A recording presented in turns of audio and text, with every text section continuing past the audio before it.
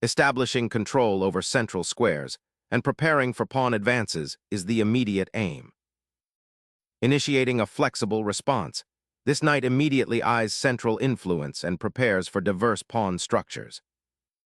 Developing a knight to f3 is a standard and flexible way to control central squares and prepare for castling, offering options for further pawn advances or piece activity.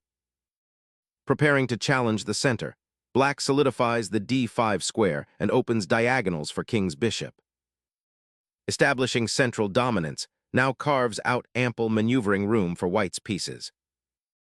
Challenging the center immediately, this push creates sharp positional tension and opens vital diagonal lines for Black's pieces. Solidifying the center and preparing the bishop's development, this pawn advance sacrifices immediate central control for long-term pawn structure and piece harmony. Preparing for castling, this bishop calmly assumes its natural role, a key defender for the monarch soon to be tucked away.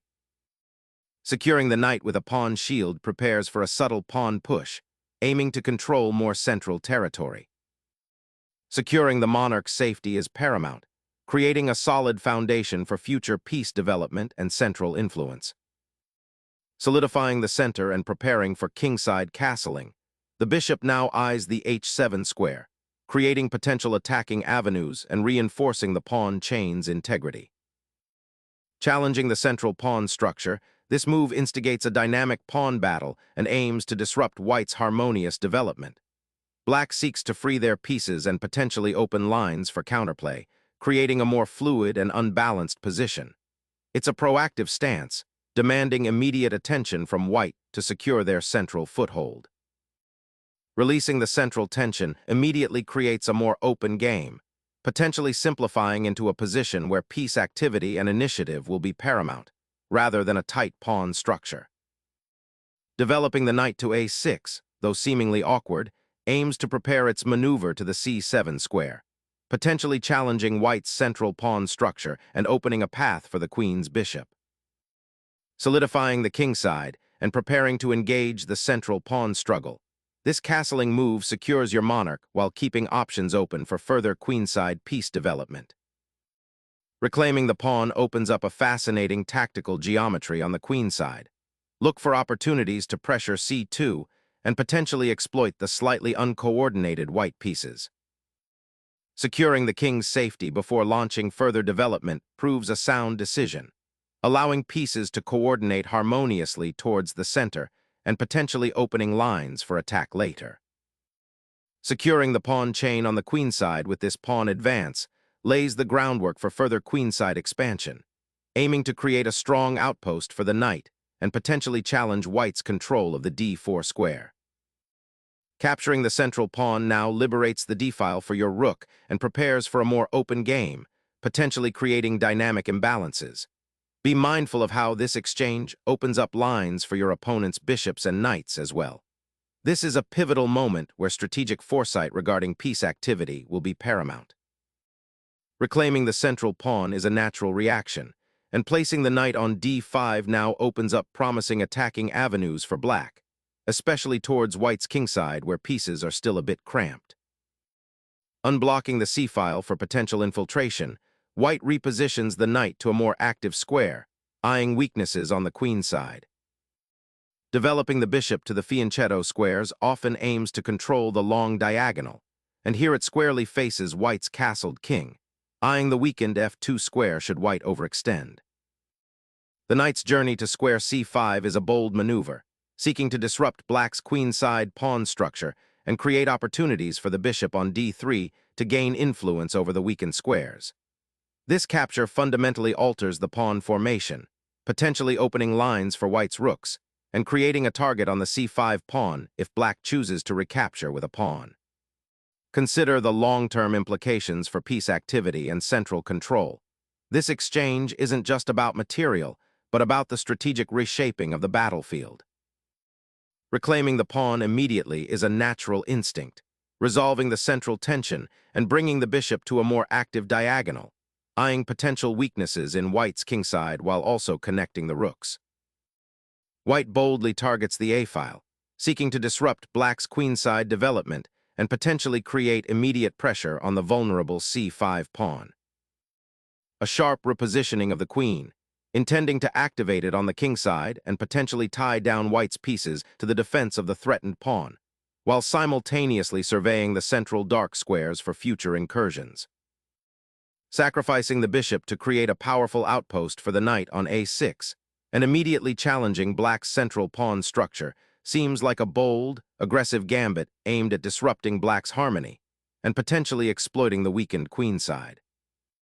Reclaiming the pawn is a logical necessity, but it initiates a series of exchanges that simplify the position considerably, potentially favoring white's piece activity in the ensuing middle game.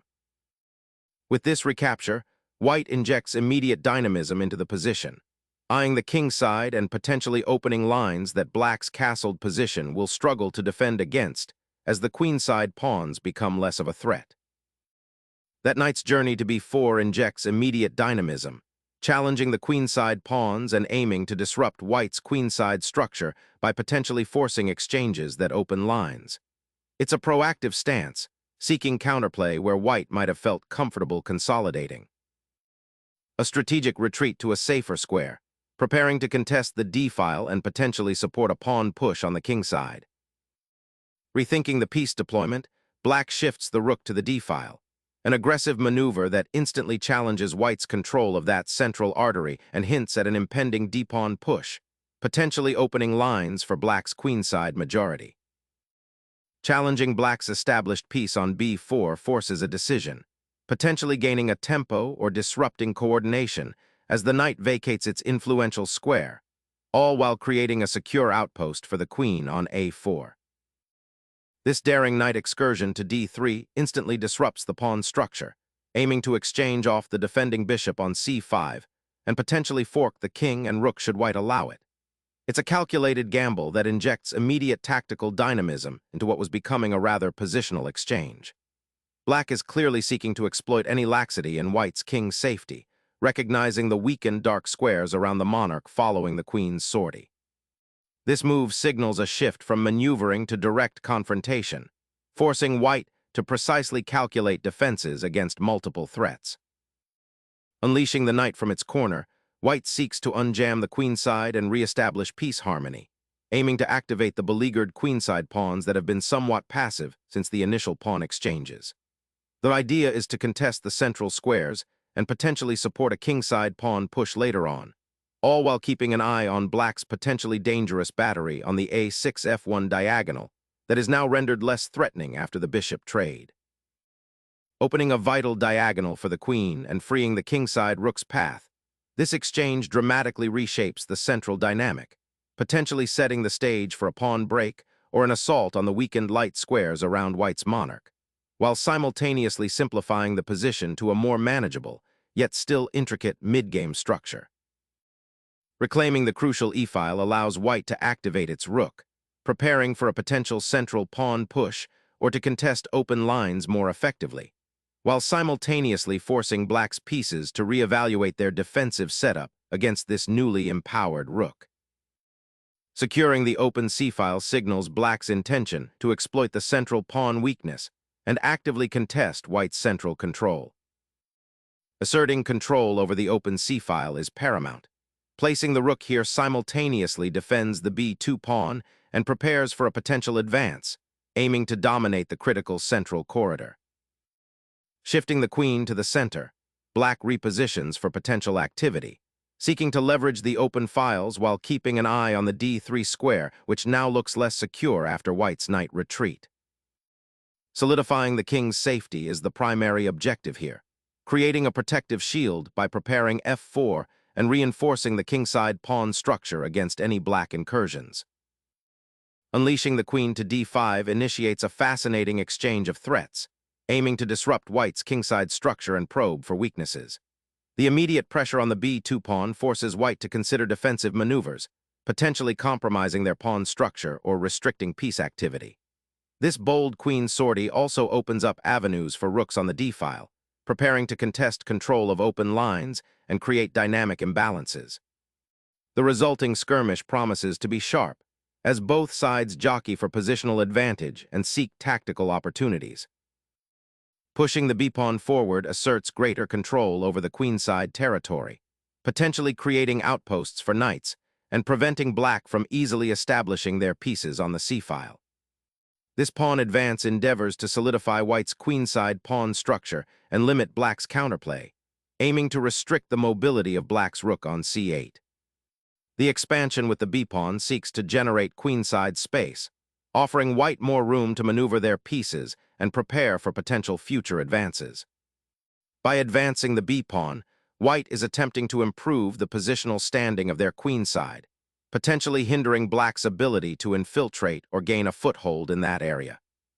This pawn's march forward aims to reinforce the queenside, creating a more solid defensive setup and potentially opening avenues for a queenside pawn storm later in the game. This maneuver consolidates black's central pawn structure and aims to reroute the bishop to a more active square, potentially challenging white's control over the long diagonal and preparing to contest the d-file. Securing the long diagonal for the queen and bishop battery creates immediate pressure on black's queenside pawn structure, potentially forcing concessions or creating weaknesses that can be exploited later in the game. A bold maneuver, swinging the queen to attack that vulnerable a2 square, potentially disrupting white's pawn structure and forcing concessions, but it also exposes the queen to potential threats as white consolidates. Asserting a presence on the open file, this rook redeployment aims to pressure black's queenside, potentially forcing concessions or creating vulnerabilities as the game progresses. The black queen boldly marches to the queenside, probing the potential weaknesses around white's monarch and threatening to infiltrate along the open files. Securing the open c-file dominance with this bishop retreat is a critical positional maneuver, aiming to prevent black's active queenside play and prepare for a potential kingside initiative. Injecting dynamism, the knight's advance to c2 aggressively challenges the centralized rook and seeks to exploit the open c-file for future pressure, hinting at a potential shift in the game's character towards more active piece play despite the seemingly static pawn structure. Opening up the queen to a surprisingly exposed square risks immediate counterplay, potentially sacrificing tempo and positional integrity for a phantom threat. Initiating a pawn break that aims to destabilize white's central control and potentially open lines for black's pieces toward the king. Clearing the d-file with this exchange opens lines for both rooks, but it also grants black's queen a surprisingly active outpost on a2, a potential headache white must now manage. Unleashing the rooks to seize the open file, this maneuver aims to disrupt white's king's safety and open a direct assault path. Unleashing a calculated counterattack, white aims to disrupt black's newly formed aggressive structure by forcing a queen exchange.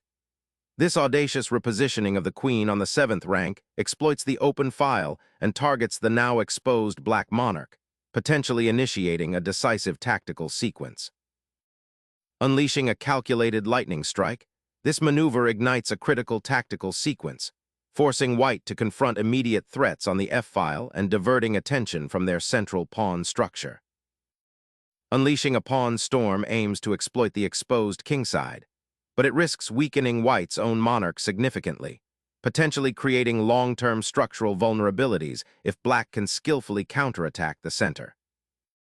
The queen's retreat seems to be a calculated gamble, aiming to reposition for a potential counterthrust on the kingside, or perhaps setting a subtle trap around that vulnerable g4 pawn. Unleashing the bishop from its defensive post on g3 creates immediate pressure, aiming to exploit the precariousness of black's centralized queen and potentially opening lines for a decisive assault. Unleashing a knight's aggressive march toward the enemy monarch's sanctuary, this daring sortie sacrifices material for a potential crushing assault, forcing the opponent to confront immediate and dangerous threats to their king's safety. Shifting the queen to the flank, 31. Qf3 aims to exploit the open lines and potential weaknesses around black's king, while also preparing for future pawn pushes on the kingside. This move reestablishes a presence on the 3rd rank, eyeing potential discoveries should black's pieces move away from defending the king. It's a subtle repositioning that subtly increases pressure, forcing black to consider defensive maneuvers rather than continuing their own offensive ideas. The queen's new perch might also support an advance of the g-pawn, which could be a way to disrupt black's pawn structure and create space for white's pieces. Observe how this queen's repositioning could create a double threat, one directly at the king and another indirectly by supporting a kingside pawn push. Unleashing a devastating knight fork, black dramatically exposes white's king and opens lines for a potent mating attack, leveraging the weakened g-file to pressure the monarch and dismantle the defensive structure. The white king's vulnerability has become a glaring weakness, and the queen's sacrifice is a desperate attempt to regain initiative and simplify into a potentially favorable endgame before the immediate threats become insurmountable. The rook's triumphant journey ends, a fitting conclusion to a brilliant exchange that has dismantled white's pawn structure and exposed the king's defenses. The white king, now exposed and vulnerable in the center, faces significant mating threats after the forced exchange on g2, opening up critical diagonals and files for the black rooks. Unveiling the queen's final act, this capture initiates an immediate endgame transition, dramatically altering the positional landscape and highlighting the exposed white king. Unlocking the king's weakness, white repositions the rook to control the crucial d-file, aiming to exploit the pawn chain's potential vulnerabilities and create attacking chances against the exposed black monarch. Initiating a pawn thrust to claim more territory on the kingside and potentially disrupt white's coordinated pieces. This advance aims to secure a foothold for the kingside pawns, creating a defensive barrier while also opening avenues for potential expansion. The rook's relocation to the d-file activates a critical central file, aiming to challenge black's entrenched knight and potentially disrupt the pawn structure. Unleashing the queen into the now open g-file presents a bold, perhaps even desperate, attempt to disrupt white's consolidated position and hunt the exposed king. Shifting the monarch to the side strategically prepares for potential threats and clears the path for counterplay. Initiating pawn thrusts on the queen side often aims to disrupt the opponent's pawn structure or gain queenside space. Here, it looks like an attempt to create an outpost for the knight or perhaps free up a pathway for the rook. However, the resulting pawn chain creates weaknesses that could be exploited, and it might prematurely expose the kingside. Securing the recently acquired pawn on e5 demands immediate attention, shifting focus from the open d-file to the newly opened queenside territory black aims to exploit. Unlocking the queenside, this gambit aims to disrupt white's unified pawn structure and generate counterplay, though it risks exposing black's king if white can consolidate effectively. Seizing the open file, white aims to disrupt black's pawn structure and create pressure on the queenside, hoping to exploit the misplaced rook on the second rank. A bold gambit to unleash the rook's fury, though it leaves the king exposed to a potential discovery. Prying open that queenside diagonal for the rook offers a dynamic counterplay, aiming to disrupt black's solidified pawn structure and create potential weaknesses around the king. Sensing the endgame's approach, black repositions the bishop to a more active diagonal, aiming to support the advanced pawns and potentially create threats along the c-file if it opens up. An elegant counterthrust to dislodge that entrenched bishop and seize the initiative on the kingside. The queen's repositioning to d5 aims to consolidate the advanced pawn on e5, offering vital support while potentially preparing for a regrouping maneuver that could threaten the weakened kingside. Suddenly, the rook unleashes a forcing check, aiming to disrupt black's defenses and potentially exploit the exposed king. Finding sanctuary for the king is paramount, especially with the open file now aggressively manned by white's rook.